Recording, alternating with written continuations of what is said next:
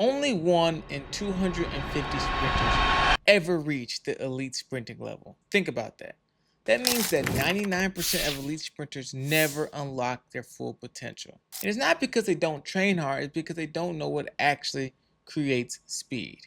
And today I'm going to break down why most sprinters stay stuck at around that 11:0 to 10:5 range to get down to 10:2 or even better.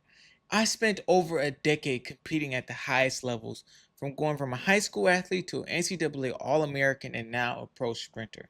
And I've helped countless of athletes cut their 100-meter time, and I'm going to tell you exactly what to do. So if you want to be in the top 1% of sprinters that actually break through barriers, then watch this video until the end. 90% of sprinters never break 11 seconds.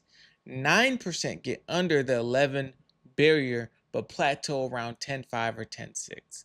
Only 0.04% or 1 in every 200 sprinters ever run around 10 or faster. But why? Because speed is not just effort. It's not just lifting weights. It's not just about running more sprints. It's about leverage. Now let me explain. I've worked with athletes who've trained for years and never got faster until they fixed maybe 1 or 2 simple things. And that's the difference between being stuck and making the leap into the elite level. So let's break it down. If you want elite speed, you need these 2 things. 1, the right training system. Most sprinters follow generic workouts that don't maximize their explosiveness or top end speed or even efficiency.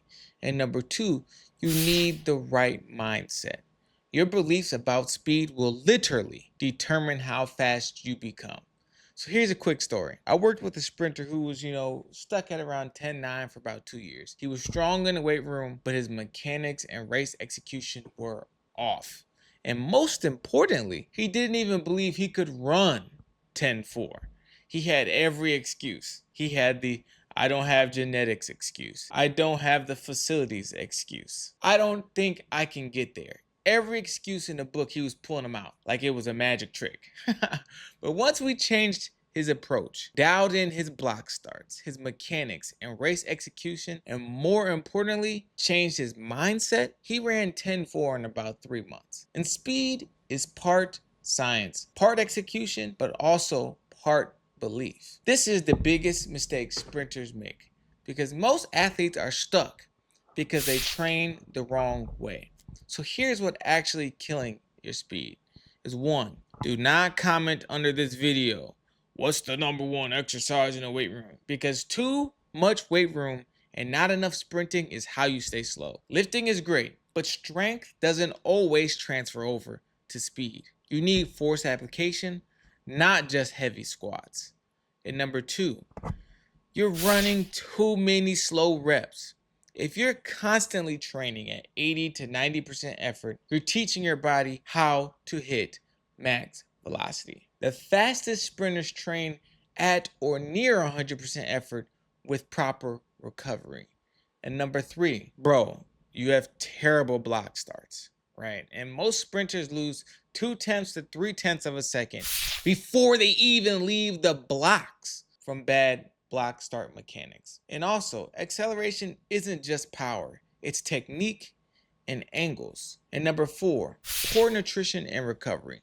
If you're always sore, always tight, you're leaving speed on the table. Sleep, hydration, and smart recovery techniques matter just as much as training. So if you're at this point in the video, you want to know, man, how do I train like the 1%? Now let's talk about how to actually unlock your true speed. If you want elite sprinting level results, here's what you need. 1, you need to master explosive starts. Your first 30 meters, if done correctly, will determine your race. Drills such as resistance sprints, sled pushes, explosive bounding will help you do this.